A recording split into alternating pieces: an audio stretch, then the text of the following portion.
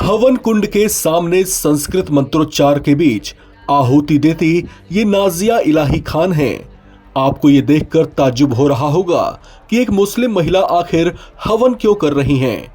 लेकिन हम आपको बता दें कि नाजिया इलाही खान सुप्रीम कोर्ट की एडवोकेट, बीजेपी की नेता और स्वतंत्र विचारों वाली मुस्लिम विचारक हैं, जो धार्मिक कुरीतियों के खिलाफ अक्सर मुखर रहती हैं। एक बार फिर से वो कुछ ऐसा ही करती दिखाई दी। धार्मिक बंधनों को ना मानने वाली नाजिया इलाही खान ने नए साल 2026 की शुरुआत के साथ ही हवन कर एक बड़ा संकल्प लिया है। नाजिया खान ने निर्जल हवन किया और लव जिहाद मुक्त और हिजाब मुक्त भारत का संकल्प लिया की जाए और संकल्प लिया जाए कि मुसलमान बेटियों को हिजाब से बरी करवाना। मैंने संकल्प लिया था 2015 में कि मुसलमान बेटियों को इंस्टेंट ट्रिपल तलाक से मैं बरी करवाऊंगी। मैंने करवाया।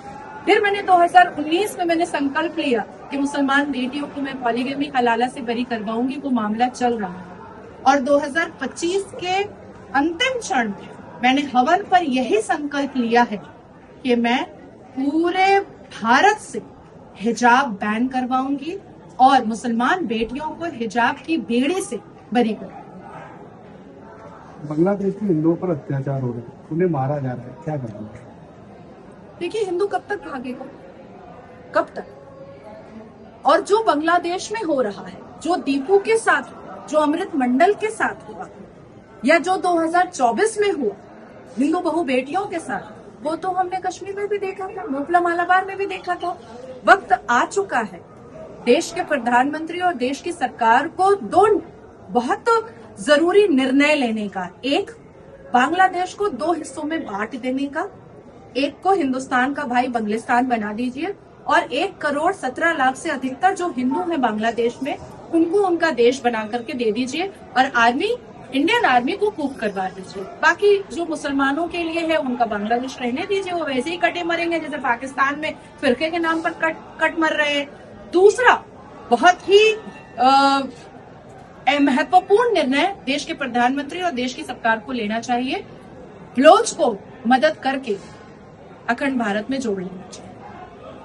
दिग्विजय सिंह ने संघ की तारीफ की है, क्या कहेंगे? मुझे ऐसा लगता है कि चलो देर आए दुरुस्त आए। अगर संघित को तारीफ कर रहे हैं और वो नहीं कह रहे हैं कि भगवा आतंक है, वो नहीं कह रहे हैं कि अजमल खजब हिंदू है, वो अगर नहीं कह रहे हैं कि नहीं जितने आतंकवादी हैं वो तो हिंदू है, तो अगर देर आए दुरुस्त आए 2026 आते आते तक अगर उनके दिमाग के पट्टे खुल रहे हैं और वो संघ को समझ रहे हैं। नाजिया इलाही खान का ये बयान उनका अपना व्यक्तिगत विचार हो सकता है, लेकिन सार्वजनिक तौर से नाजिया का एक मुसलमान होते हुए भी इस तरह से लिबरल होकर हिंदू संस्कृति को निभाते हुए हवन करना और ऐसा संकल्प लेना कुछ लोगों को खटक भी सकता है। लेकिन नाजिया इलाही खान अपने संकल्प पर पूरी तरह से दृढ़ दिखाई दी। इसे लेकर नाजिया खान ने एक ट्वीट भी किया है, जिसमें उन्होंने अपनी इन्हीं बातों को दोहराया। नाजिया खान ने बांग्लादेश के खिलाफ भी खुलकर अपनी बात रखी। उन्होंने कहा कि बांग्लादेश का निर्माण भारत के कारण ही हुआ था। अगर वो भारत के लिए चुनौती बन रहा है तो उसके टुकड़े करने में भी कोई हर्ज नहीं है। देखिए, हिंदू कब तक भागेगा? कब तक? और जो बांग्लादेश में हो रहा है, जो दीपू के साथ हुआ, जो अमृत मंडल के साथ हुआ, या जो 2024 में हुआ हिंदू बहु बेटियों के साथ, वो तो हमने कश्मीर में भी देखा था, मोपला मालाबार में भी देखा था। वक्त आ चुका है देश के प्रधानमंत्री और देश की सरकार को दो बहुत जरूरी निर्णय लेने का। एक, बांग्लादेश को दो हिस्सों में बांट देने का। एक को हिंदुस्तान का भाई बंगलिस्तान बना दीजिए और 1,17,00,000 से अधिकतर जो हिंदू हैं बांग्लादेश में, उनको उनका देश बना करके दे दीजिए और आर्मी, इंडियन आर्मी को कूप करवा दीजिए। बाकी जो मुसलमानों के लिए है उनका बांग्लादेश रहने दीजिए, वो वैसे ही कटे मरेंगे जैसे पाकिस्तान में फिरके के नाम पर कट मर रहे हैं। दूसरा, बहुत ही महत्वपूर्ण निर्णय देश के प्रधानमंत्री और देश की सरकार को लेना चाहिए। बलोच को मदद करके अखंड भारत में जोड़ लेना चाहिए। दिग्विजय सिंह ने संघ की तारीफ की है, क्या कहेंगे?